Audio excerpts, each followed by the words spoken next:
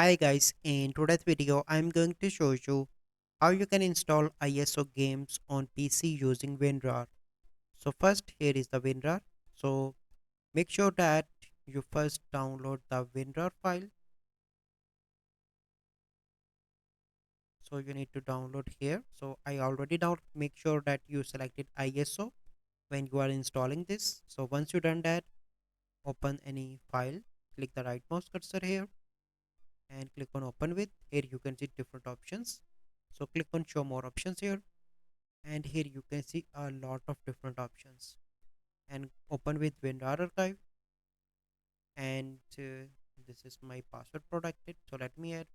So these are the files you simply need to select, and after that you simply need to select the folder where you want to copy that.